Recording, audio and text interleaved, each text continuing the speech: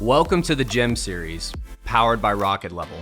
On this podcast, we empower entrepreneurs to succeed by setting big goals, executing like a pro, and having a fearless mindset. The G.E.M series is all about investing in yourself. We're here to share the path to getting what you want out of life by sharing the stories of entrepreneurs who have done this themselves, providing thorough research from our team on what careers and habits are yielding the best results, and discussing the mindset it takes to overcome the obstacles that all future entrepreneurs will face. Investing in yourself starts with putting in the work every single day, and this podcast is here to help you do exactly that. My name is Blake Chapman. I'm the Vice President of the Ambassador Program here at Rocket Level, and I am thrilled to be your host for the G.E.M series. Everybody, this is, I've got HB on the show today, HB Pasley. It's a pleasure to have you on. I've been doing lots of listening to podcasts you've been on, stalking you on YouTube, stalking you on LinkedIn, and I'm sorry. I'm really sorry. Hey, I got to say, I'm already picking up a lot of lessons, and I think that, you're a perfect fit to bring on for our show today. So thank you so much for making the time. How are you doing? It's great to be here. I'm actually seated in Alabama today. My family is here. I'm from the South originally. Now, my wife and my two sons, we've spent the last 22 years in Colorado. I live in Colorado Springs. But it's fun. I've always liked spending time, Blake, with people who love helping people. It's a special class of human who takes time and energy and tries to put it into others. And I noticed that your podcast and the conversations you've been leading really are about helping other people. So I just hope to contribute one thing over the course of this 2.5 hour podcast. It's actually 5.5 hours. So. Excellent. The reason it's so long, kids, is because they have to record long enough to capture something worthwhile. So you're getting the trimmed down focus stuff.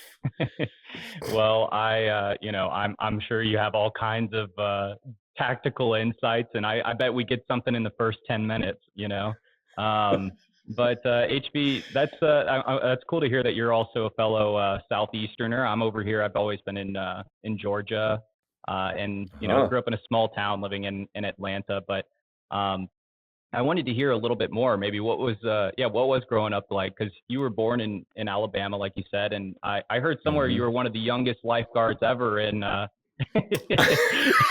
Alabama. I think I came across that somewhere too, right?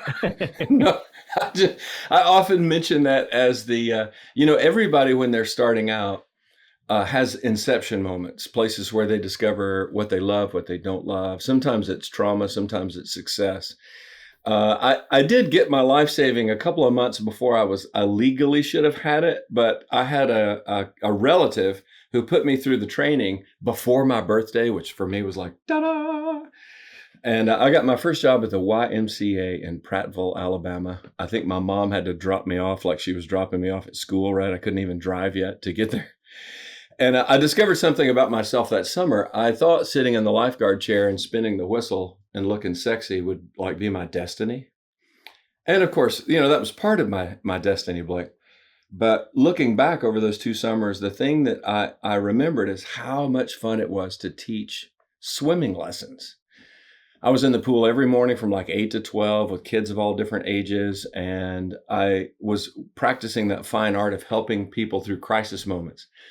But as I look back, I think the reason I was good quickly is I'm the kid who, though his dad was a lifeguard and a strong swimmer, I failed beginner swimming lessons 4 times. I mean, well, I had panic attacks when I was a kid. So some sort of an empathy thing happened where I could understand once I got through that fear, right? Once I got through the barrier that was in my brain, I was able to see that look on other kids' faces and help them through that moment. And that's really how I remember the first part of my life when I realized coaching was sort of not something I did, it's just something that I was. Yeah. And, it makes a lot of sense, I mean, I think that's so powerful that you're like, I was having panic attacks. It took me 4 times to pass through it because if you're going through freaking out in the pool over there, probably the last person that could bring you, I don't know, you don't know that for sure, I guess, but it's a lot harder to bring comfort to somebody if you haven't been there yourself, because they'll be like, well, I don't know that you quite relate to what I'm going to, because you're somebody who your parents threw you in the pool as a baby and you started doing perfect perfect swimming right away, so Mhm. perfect I think it butterfly was stage. strokes. I was trying to think of a good That's right. I suffered, I think, more from stage fright, like mm, the crowd. It's funny that my career for the next decades of my life, I stood in front of hundreds and thousands of people, writing music, performing, speaking, and working in public. It's like you would never have put money on me when I was a kid because I was so freaked out by the masses, by faces looking at you. And then, sure enough, that became central to my journey. But you're right, though, empathy, the ability to get in somebody else's shoes, the people that you care for, is probably the secret sauce that the best advisors that I know um, tap into that, which seems to be more important than that list of expert skills that you have. Because I work with nerds, Blake, and they all have powerful genius nerd skills. And nerds often want to lean on that genius, and what happens is they miss the opportunity to make deeper connections with the people that they're talking to, because it's all about empathy and hearing somebody else's story, not just bringing up your superpowers. But I guess I took off there.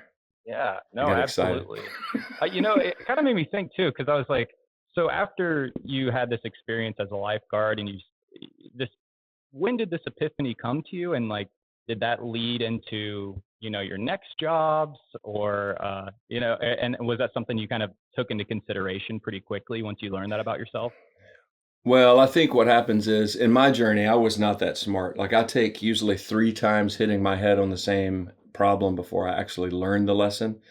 And so I was a slow learner. So retrospectively, as you get older, you start to put these things together, especially if you learn that your own story is the seat or the foundation of your authenticity.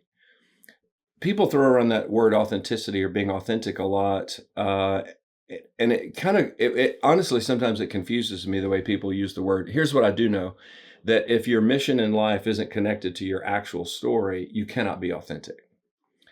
So I sort of discovered that slowly. I would say my next major steps really in my journey were going to college. I went to Samford in Birmingham, Alabama. And by then I was already interested in something. My dad was an accountant. My mom was like an executive office, gal who took care of everything. And so I had very conservative, straightforward parents. Well, I was interested not only in the liberal arts and music and writing, I was also interested in ministry. One of my mentors coming up was my youth pastor at my little church. And what I learned in that space was that loving other people was a very powerful art, and it sort of consumed a lot of my energy. So I went to college actually thinking about that kind of stuff. Joined a music group because I've always been creative in that arena. And the guy leading this music group, I thought we were just going to do maybe normal, I don't know, church music or because I kind of knew that stuff. He booked a concert at a juvie hall. And here's a bunch of basically it's a white ensemble from a private Christian school playing for 200 black kids on the west side of Birmingham, and it was one of the worst concerts ever performed. So, yeah, how did that, I want a quick play-by-play. How did that? Well, it was bad. The jokes were bad. The music didn't fit. The kids were thankful that we're there. Now you could tell that, like they were like, oh, just having somebody who cares, that was powerful. But we didn't know how to build that bridge. We had the heart to love on them and to help them, but we didn't have the tool. So we get out of this deal. I can see the look on the chaplain's face. He's relatively disappointed. He expected more. We get out in the parking lot, and I remember my colleagues turning to the guy who was leading it, a guy named Greg Nicholson, great guy, spent his life in Thailand, still there. And everybody was like, hey, whose idea was this? We should never do that again. And Blake, I spent the next 35 years of my life trying to do that better. I could not get it out of my head. So I literally, that's when I began to write music and create messaging that I thought would better suit that environment. And that's how I kicked off my career. And literally for over 3 decades, I was trying to figure out how do I create messaging that people who are in need can hear, that they can act on, and how do I just bridge that gap? So that probably defines more about how I spent a lot of my adult life until recently. I just recently have moved into professional advising as a business advisor and business coach. There's, Um, I feel like there's a lot of overlap there too between, the impact of what you were trying to do with your music and what you're doing right now. Everything kind of builds to that moment. I was, yeah, I absolutely love music, and whenever I saw you had a musical background, I was like, all right, I'll try not to talk your ears off too much about it. But that was something that do you I was, sorry. do you play an instrument? Yeah, I do. I love, I make like singer-songwriter music and, do some production in my house and stuff like that. It's my second love, and, Awesome. yeah. So whenever I saw that you were doing, I was like, not only were you involved in like, all kinds of, performances and production, I also saw something about, you were even creating like analog tone. I read that on there.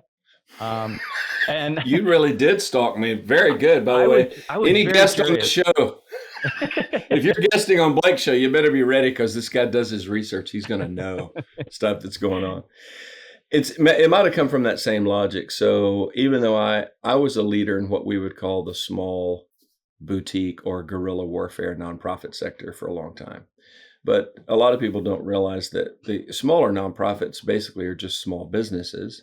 They run like businesses. You still budget, plan, pursue. You have to message, focus your offerings. In the '90s, my wife and I toured together. I booked, and we performed about 125, 150 concerts a year for 6, 7 years. That's not the product of the internet age. I'd like to remind you that Al Gore had not invented the internet in the '90s. And Yeah. so it was old school. You had to get on the phone and you played a concert. You had to call the host back and go, hey, did you enjoy it? Was it good? How could we improve? Who else do you think might enjoy what we were doing? And that old school, what people might call a sales approach, I just thought of it as a Mm, relationship building, right? I had to absolutely. get a referral. I had to get feedback. I had to get better. And we just booked and booked and booked and booked those concerts. And over the years, when you're doing that sort of guerrilla warfare, like to analog tone, I didn't miss your question, by the way. No, no. What you start doing is you start solving the problems that are in front of you. Mm, At least yeah, that's the way that I'm built. I needed to yeah. solve problems that were in front of me. One of the problems that I had was back in the '90s and early 2000s, it was digital tools were coming online so that you could record at home. Like right now, it's crazy. Our It is. computers are so powerful, you can just do anything. Back then, it was hard to get the tone. It was hard to get the sound. It was hard to feel like you were getting a nice professional sound on home gear or computers because they weren't quite up to speed. So I had fallen in love with how music sounded in the '60s and '70s when everything was analog and going to tape, and they Same here. used, tubes and stuff like that. Yep, on So the I reel to reel. actually, yeah, I did some research and I actually found out that I could add, I don't want to get too nerdy, but transformers are one of these very physical tools that changes electricity from a certain value to another value. And when that happens, it also can, in audio world, impart a little sound or a little warmth, a little interest. And I was so fascinated by it that I did actually invent a little circuit that created something very easy for the small business musicians to use. And I had a lot of fun promoting and connecting that with some professionals over a few years. That business is no longer alive. You won't find analogtone.com out there. We didn't move enough product for me to create a saleable business. That would have been nice. But like you, I always have a few too many irons in the fire. I relate to that. Yeah. So it never became my primary, but it was really fun to invent a thing, make a thing that might help somebody else. And I think that's kind of the predictable nature of my journey at this point. Yeah, well, I mean, as an entrepreneur, it's so important, I think, to be able to take a step back and look at things from a bigger picture and realize that there's so many missions that probably fit into something that would achieve helping somebody else, and this is just another example of that. I was curious. I won't go off on too much of a tangent and just talk about analog tone, but is it the blue box? Is that what it It is? was. Yeah, with the There was big a knobs on there. Yeah, I was like, there was that thing. It looks great. I love the look of it. I saw one on Reverb before our call, and I was like, I might have to pick one up, and maybe HB would get a kick out of that. I'll try it out. that's very funny that those things are still floating around. I made a couple of small ones that were desktop, and I actually made a rack mount unit that had 8 circuits in it, but there Oh, were very amazing. few of those. A couple shipped to Europe. It was weird and interesting. It comes down to probably something that I was learning then that I didn't actually master. I don't know if I've mastered it yet either, but I was just learning that we have to understand the people that we're serving and get really, really focused on that particular group, because nobody can afford the time and energy to just spread your message everywhere. And the more focused you get, the more fun. It's kind of like limitation itself brings more power and more energy to what we're doing. With that in mind, I hope you don't mind. This is gratuitous. I'm going to turn it around on you. I'd love to find out, as you guys have been working on the podcast, you've been working on your messaging. How would you put in a short paragraph your picture of your ideal listener? The people that you think are getting the absolute most out of this podcast, who you love messaging to, who are those people? How do you describe them?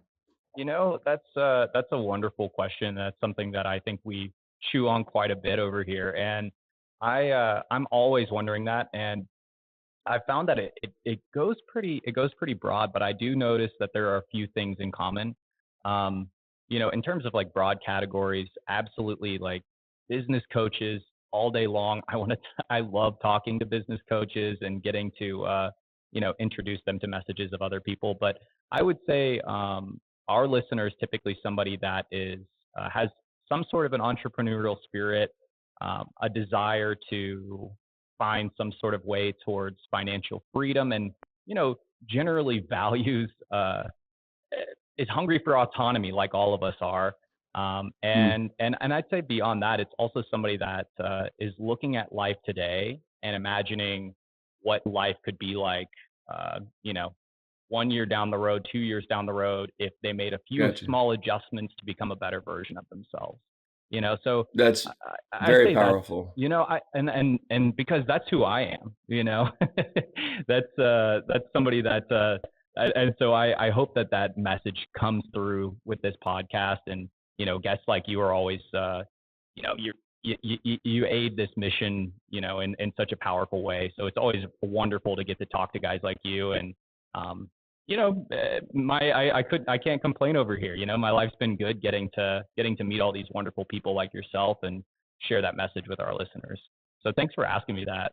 Blake, I too love that conversation about not only who we love, but who we're magic with. And you just said something I think is very cool. I've yet to find, because I work with advisors, okay, a lot of financial advisors, people in professional services. I find that whoever they are, whatever they love, whatever is their story, their driver, and then I take their favorite clients, if we can put them into like a bowl and look at them, they share so much in terms of value, story, drivers, and what interests them, that I can almost look at either one of those first and know what the other one's going to be. I can look at your Mm, best clients and I'll know who you are. Or I can look at you and your team for a little while and I know exactly who your best clients are going to be. My mm, job, though, is to help each business owner discover that for themselves. I can't just tell them, because, well, that's no fun. yeah, yeah. And when we discover stuff for ourselves, it means more to us and it becomes valuable. So, No, that's wonderful, and I think that's like just so true. How did you get to a point? Because kind of like you mentioned about yourself, takes me a while to get to epiphanies, and I have to hit my head 3 times too to to have these things happen. So, tell me a little bit about getting to that kind of conclusion about people. I mean, these are deep truths that I think are essential once people can actually realize, how relationships operate. hmm and like you and like me, we've often assembled our best wisdom from people in our journeys, not from books. Now, books are important, but they don't quite do the same thing that a person does when they put their hand on your shoulder. They're talking to you specifically about your stuff and asking you hard questions. Okay. Nothing replaces personal interaction, mentorship, one-on-one human connection. Okay. So I remember it's been many years, might be 20 years ago. I was talking to my friend David Shirk, who's a very good mentor of mine. We started talking about personal gravity. The idea that every human, like a celestial body, right? I always think, I like to think about myself as having a heavenly body. You should ask Robin, my wife, about that. But all heavenly bodies have enough weight in them to attract. And there's two questions implied in that. Does your life have enough weight, purpose, and focus to actually attract? And then who you attract is, it's a polarity issue. It's those who are like you. There's something that you're resonating with. And I would say I've been chewing on that a few decades.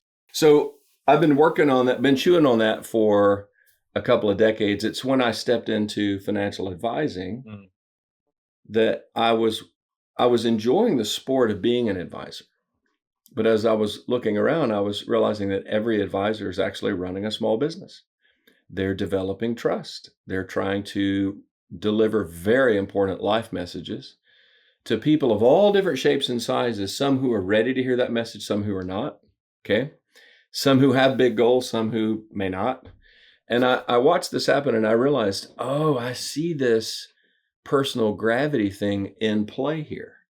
I see that this type of advisor attracts this kind of client and they do better together. And I realized there's no one way to build an advisory profession. And it's certainly ham-handed to the nth degree for anybody who's in the financial services just to feel like they should just run around trying to chase people at high financial brackets.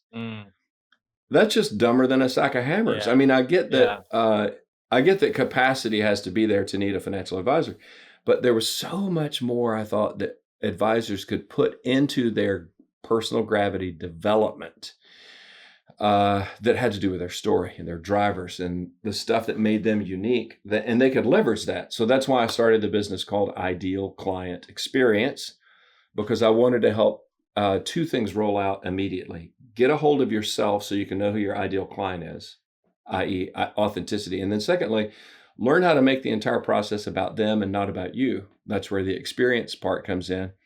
And it turns out that message was received so energetically from my peers that my coaching practice launched almost accidentally as I began to process this with others. They were like, please, let's spend more time working on this together. And I was like, please, I will be happy to if you pay me. Make this my livelihood. And it was more fun. I liked financial advising because it was it's a wonderful art and it's a very admirable sport, and some very good people are in that field. But I was more interested in helping more advisors become great. And so I left actual financial advising. I do not do that any longer. And I just primarily I work on helping advisors build better, more healthy practices using that ideal client experience process. Yeah, and that is such a powerful shifting point too, because I feel like, when you're trying to realize where you can make the biggest impact, it sounds like you had some time to sit there and experience maybe some of the items of ideas around financial advising that were overly clinical or generally unpleasant. And at the end of the day, financial advising is like deeply personal, or it's to the point where I feel like there's a lot of room to make somebody feel very important, sound, comfortable, and get them to a position where you're not just seeing people leave from you left and right. It sounds like that's kind of been the mission you've been on for some time now, and I don't know, that gets me really excited, because I think in younger years, even when I think about going to a financial advisor, I was like, oh, you're gonna, I don't know, the stigma around it is you might even be like, oh, I'm gonna go have to, before you know anything and you're a kid, you're like, I'll have to go to these Wolf of Wall Street-esque people and they're gonna rip me to shreds, and hopefully I'll make a few bucks, So it's nice to humanize the practice for the general public, That's an extremely common sentiment, and I think you should have no shame or feel singled out. Most people feel like when you're going to meet with an expert, the sense is you're going to feel dumb because they're smart. Everybody comes into it that way, and I think that's kind of part of the course. So advisors, when they're smart and really when they care for human beings, they let that be known right at the top. So I have 3 steps. I'll just mention one today on how to choose a great advisor, because you're going to be a little nervous. So here's step 1. Step 1 is not, just so you know, it's not checking out their resume. It's not knowing their certifications. It's not arguing about the word fiduciary. It's really not any technical weird stuff. It's when you sit down with them for the first time, all you need to do is on the notes of your page, just note how many questions they ask about your life. You need that first conversation needs to be so much about you that it is actually noticeable, that they want to know about you. They want to hear about you. They want to know why you want to do this and why you love that and why you're afraid of that. If you sit with an advisor and you can feel that deep, resonant interest, they're not just reading a script, but they really want to know who you are, you just crossed 80% of the great advisor gauntlet, and you probably have the right person, okay? Step 1, is it all about you, or does the advisor make it about them and their practice? If you feel the latter, I would advise you to continue interviewing potential advisors until you sit with that person who makes you feel like it's all about you. That's, and that's incredible, incredible advice, because I do feel like if you're partnering up with somebody that is just running down a form with you and filling it out, then I don't know, I just can't see you building a relationship out of something like that. I had one note on here of something I wanted to ask you about a little bit, just because I've noticed that you've talked a lot about failure over the years and being able to navigate through that, and the power of vulnerability, and that just really, I don't know, just really resonated with me. I think vulnerability in particular is a superpower in anything you're trying to do. I think it's your biggest advocate, because it does align with what your origin story is and your motivations. So yeah, tell me a little bit about your relationship with failure and what kind of, I don't know, sometimes it's hard to be vulnerable, So No, what helps it you lean is. in? It is hard to be vulnerable. Well, and it is true that I feel like I've made an Olympic sport out of messing everything up more than one time, because I am a slow learner. This is funny. This comes from 2 different sides of my life, but and it just came to my mind. I don't often talk about it this way, but coming up, because I did take on leadership roles. Okay. I was holding the microphone often on the stage, or I was leading a team, or I was getting hired to do things with people who are in leadership. I hope this doesn't come off cynical or negative, but I also learned very quickly that the leadership class can have a powerful butt spirit. I didn't want to say this on your podcast, but I just said You it. can. That disclaimer, but there was this sort of propensity, and you start to sort this out. So a number of you have probably seen the words rocket level thrown around a little bit here and there, and I wanted to take a moment just to explain what that is. So the G.E.M series comes from Rocket Level, who is somebody that I work with directly. And Rocket Level is a marketing technology company that specializes in meeting the unique needs of small and medium-sized businesses. So over the years, through strategic collaborations with national brands, franchise groups, and local partners, Rocket Level has become a trusted ally for SMBs operating in the market.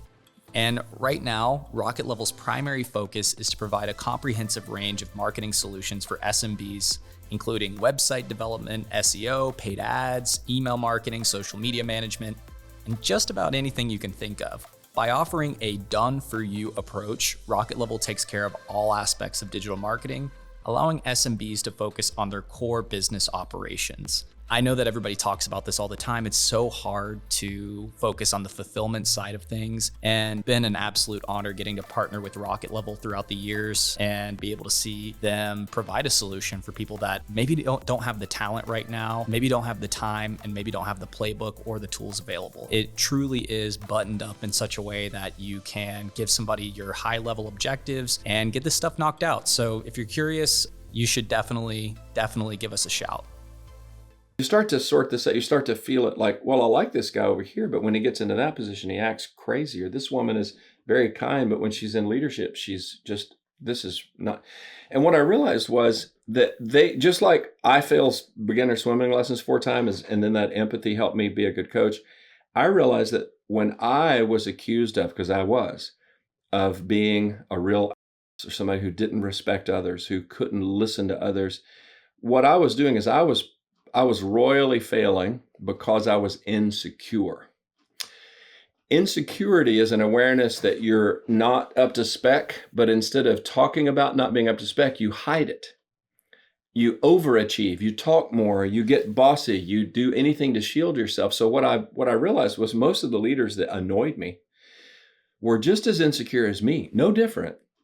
But they were trying to hide it in some kind of a shell, and that shell created intolerable leadership style, bad culture, and frankly, short tenure.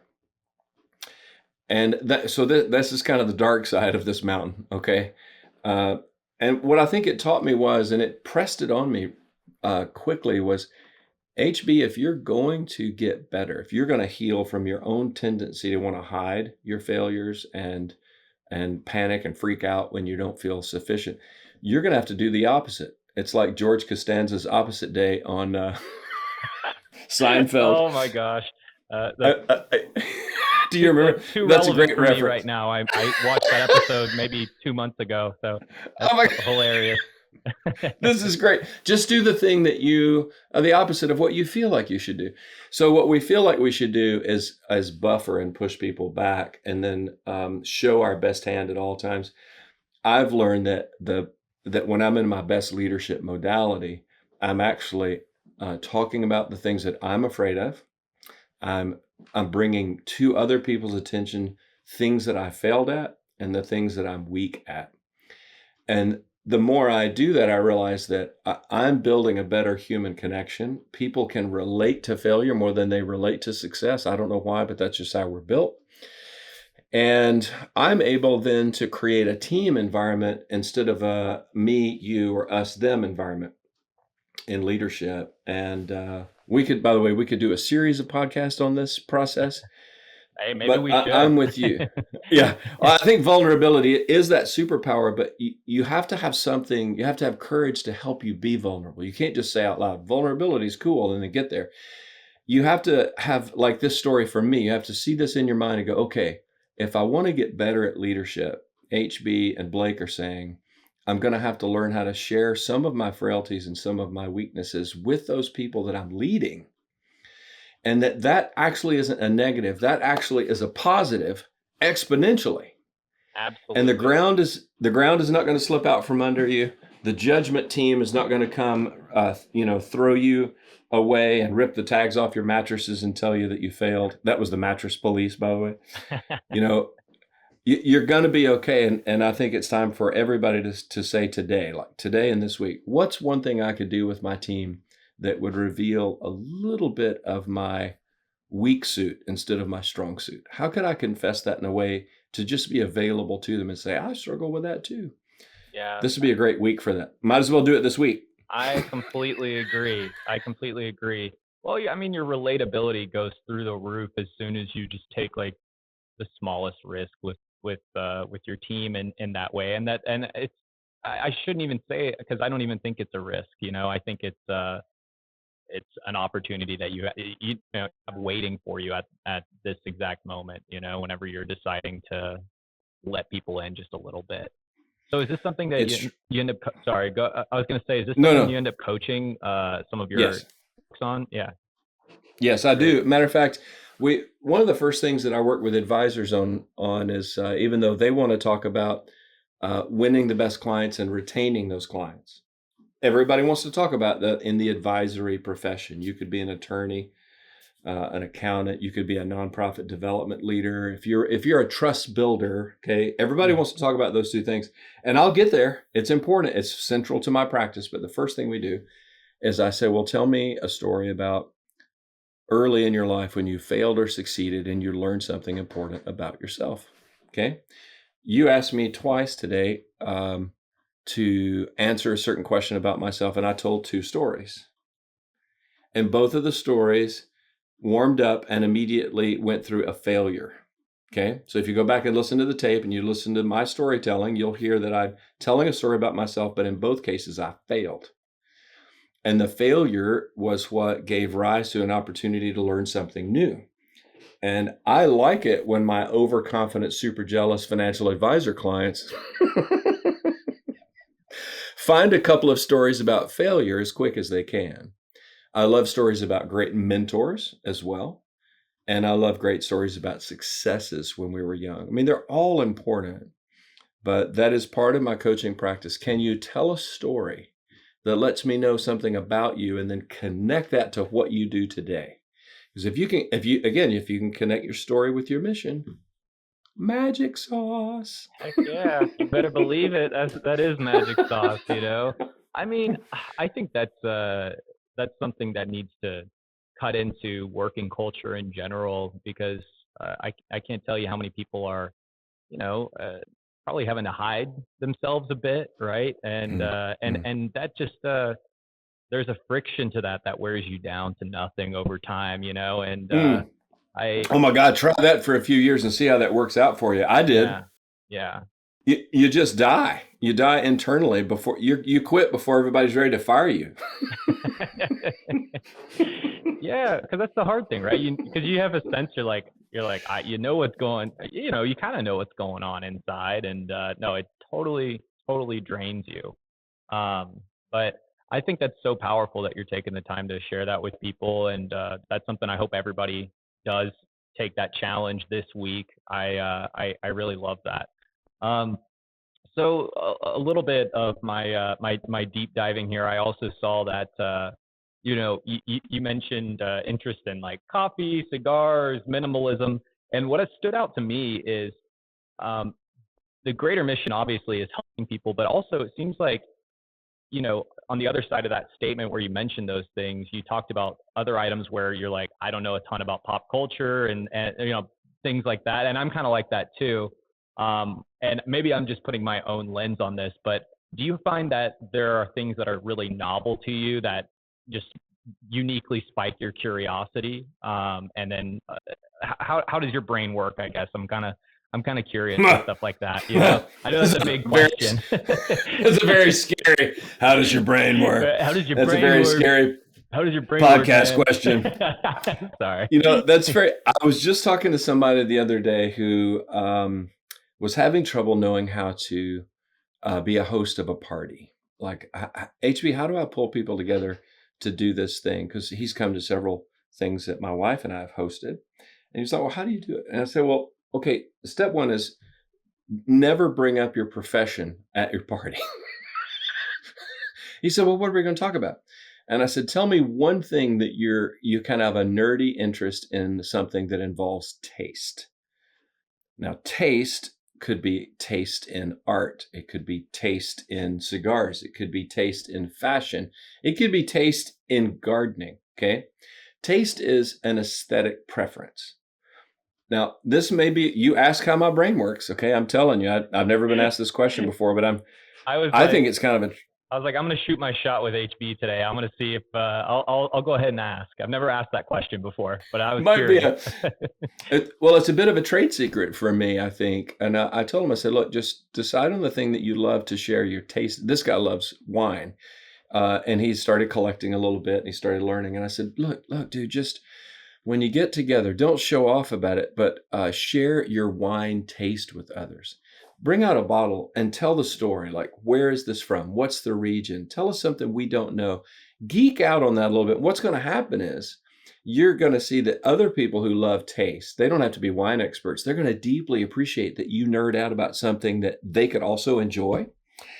and people are going to have feedback. People can share their opinions. And I think that's the key to a successful party, and kind of the key to becoming better socially I will say this, as a man in particular.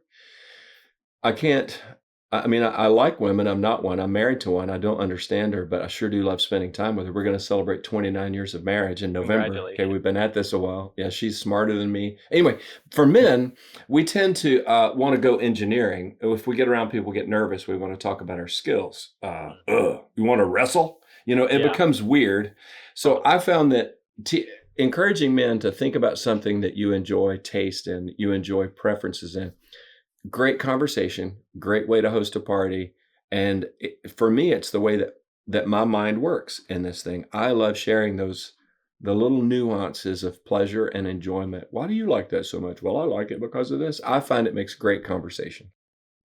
Absolutely, it does. And that's a really unique tool, just to be able to actually get people to relax a little bit and feel at ease. And also goes back to, let people in. You don't have to talk about your. It's funny. I haven't ever had that realization before, but I always feel like if I'm having a party or I'm at a social event or something, as soon as I start talking about, if we get into careers like immediately, I feel like Yeah. maybe we're not doing a great job right away, Yeah, that's right. It's like it's important to everybody, but it doesn't seem central. People are more comfortable with that's another podcast maybe, because I don't want to dive too. There's something about us though, that we know that we trust people who tell their personal stories. That's just a basic. Like you've been very self-revealing today, even in the interview, things that you like, the fact that you love music and you're recording in the basement and Exactly. coming up in Atlanta. Because you're self-revealing, you seem more approachable and easy to talk to. That's why you're great at this job. Well, thanks, HB. The second thing I know about you is you do a crap ton of research. Do you read fiction or nonfiction as a preference? I think I'll say this. I listen to nonfiction. I read fiction. Okay. No, this is very interesting, because obviously you enjoy podcasts as well. Then you listen to other people's productions, I guess. Absolutely. Yeah, I get it. Absorbing knowledge has its own juju, to it. I kind of rebooted my love for fiction a few years ago. I realized I had spent so much of my life learning so that I could distribute, that I was tired of feeling like an intellectual airport. So I thought I would put myself back into the entertainment position of reading. And I've really enjoyed it a lot. I'm reading the Jack Reacher series right now.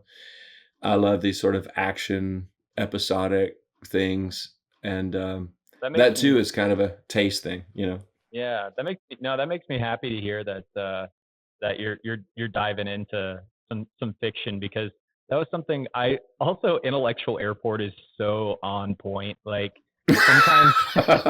sometimes doing this stuff, you're like, I had to learn that over the years too, is like, yes, it's one thing to like read a book, but you aren't providing that much value if what you're doing is maybe just spitting out what's in the book. It's like you have to, for me, you might be, but I guess for me, what I found was more useful was to absorb the knowledge and then go live my life. And then scenarios would pop up and I'd be like, oh yeah, I actually learned something about this that is applicable. And then those experiences over time kind of add up into something where you can learn, Look, I brought, because I travel to be with my family for a period of time, I have a stack of books here. So I have, this is a Lee Child book. This is a Jack Reacher book. Okay. So I'm ready to go there. This is a devotional book. My wife loves this. Devotional books are like where if you want to have a little spiritual bite every day, like a Hot Pocket with scripture in it. This is called The Pleasure of His Company by Dutch Sheets. I've only read one chapter of this. Don't tell my wife. I got to get in there. You're like, so you over a few chapters. This is a great, but I have it because a friend of mine was bringing this back to my attention, that I shared this book with him maybe 15 years ago. It was shared with me 30 years ago. And it's called Peak Performance Principles for High Achievers. And I know that's a campy title. Please don't judge me or the author, John R. Noe, Noe. This book set me on a course of understanding how to turn an idea into a practical mission. It's just a little paperback. It's about mountain climbing and how you prepare incrementally to get somewhere. But I'm telling you, I still regurgitate things from this book 30 years later. Horrible title. That's incredible. I actually love the cover though. Very, it's kind of amazing. What era does that remind you? Is it like 80s or 90s? I was like, yeah. It's got a retro vibe to it. But I'm digging it. I like it. Yeah. All right. And then because I picked up the book sack, now it's gratuitous book plugging time. Exactly. Well, hey, did you see that coming? You're lining up with my notes perfectly, because that was what I was gearing up to talk about. So never drop. I brought one again. With me. Never drop the ball again, baby. It sounds kind of a panic attack, doesn't it? But you know my story. And one of the things that I see when I see chaos or panic on an advisor's face, it's often when they lost a client or something went sideways in a relationship and they're not sure why. And teams that grow above 5, 6, 7 people, often it may not be the lead advisor who dropped the ball. It's somebody on the team. And they're like, HB, I don't know why, I did this. I thought I was awesome. And then I handed the client over to my teammate and then they blew it. This isn't always the story, but the reason that we blame shift and it gets tense is because we care about our people. So this little book is central to my practice, helping people understand that client experience, how our clients and how our audience perceives and receives us emotionally, how they feel about our relationship, is at least as or more important than the actual product that we're delivering. And the market shows this too. Data over the last couple of decades have continued to show that you can't just compete on quality of product, and you certainly just can't compete on price, because the global marketplace has made price compression ridiculous. So, right? So the place we compete now, you and I both, it's not just providing a podcast. You can't even provide just a conversation. You have to provide something that uniquely situates itself in the life of your listener so that they loved it, they got something out of it that was great, and they can't wait to come back next week and do it again. So this is a 100-page book, Never Drop the Ball Again, How the Ideal Client Experience Will Save Your Business. It's only 100 pages long. I tried to copy one of my, well, I guess he's like a hero for being a writer, Seth Godin. You know that name? Godin.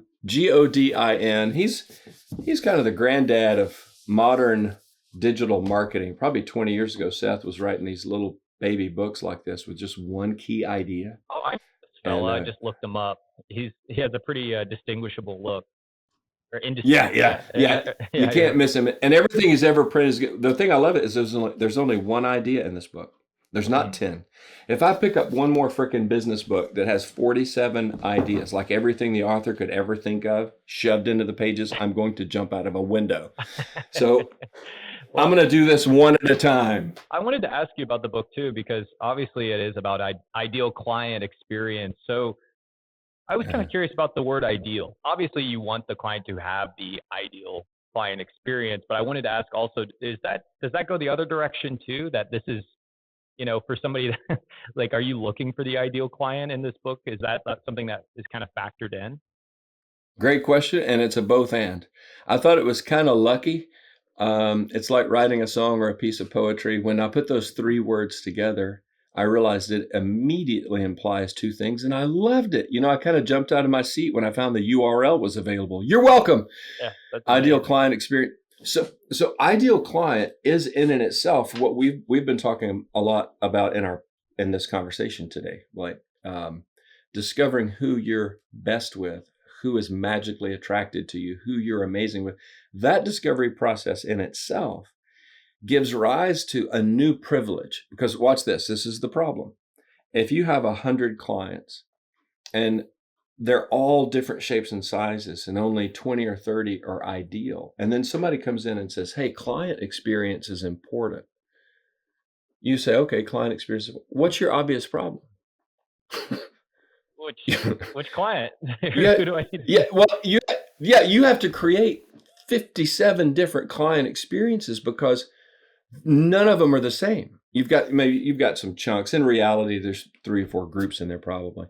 And what I realized was client experience itself has become a debilitating beatdown. When advisors hear it, they know they need to do it, but it's so frustrating because they think they have to go and create a magic carpet ride for everybody. I simply decided, Blake, that was an impossible proposal. So my proposal is this. Let's find out who your ideal client actually is and who you want to be famous with for the next 10, 20 years.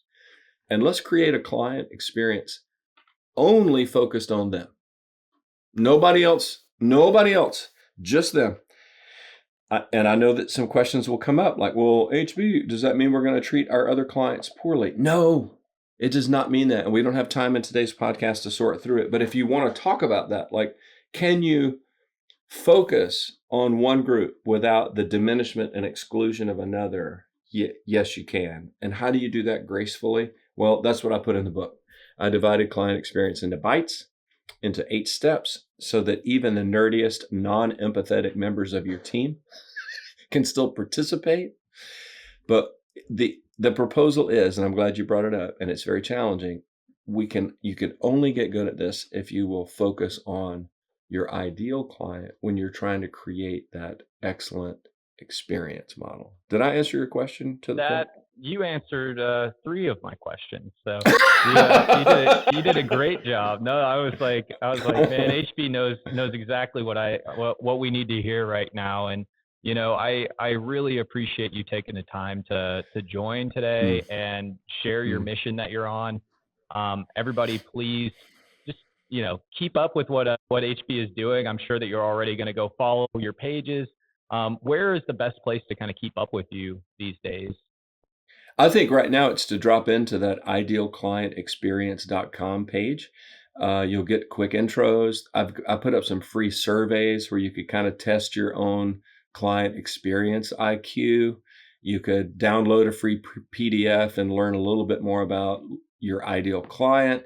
And then there's links to things like my YouTube channel and other ways to get connected. And there's even a little button that says, hey, I want to talk to HB for a few minutes. Well, I'm the guy who answers the phone. All right. I was the guy who was stupid enough to print his cell phone in the last page of that book. I figured, why make it hard on the people? It's hard enough already to have this conversation. Yeah. So you need somebody to talk to. So you can just call me up if you want and I'll chat. I still answer the phone. I'm kind of old school that way. Hey, I love it. Well, it was an absolute pleasure, and thanks for joining on the G.E.M series. I hope this is the beginning of many conversations in the future. So, hey, thank you, HB. Thank you, Blake. Had a great time. Thank you for listening to today's episode of the G.E.M series, where we're always here to share the goals, execution, and mindset of thought leaders around the world. If you're listening to this, I'm sure that you have some pretty big goals for yourself, and I would absolutely love to hear them. Actually, here at Rocket Level, we just launched our newest partnership program, where the goal is to, build a relationship with you guys. I want to talk with all of you coaches, consultants, and entrepreneurs. This program is going to be providing free sales and marketing training, giving you access to a massive network of small businesses, and even paying you to allow us to handle the fulfillment side of things. Over the last 20 years, we've been able to learn a lot about how to handle digital marketing for a small business. And frankly, we want to pass that along. After working with business coaches and consultants all over the world, we decided, let's make it formal. Let's make this thing happen. So if you're at all curious, check out the links attached and please reach out directly. I would love to meet you all. Remember, I'm always a email, text, phone call, or DM away. Everybody, remember to be awesome and do awesome things. A whole lot more coming soon. Take care.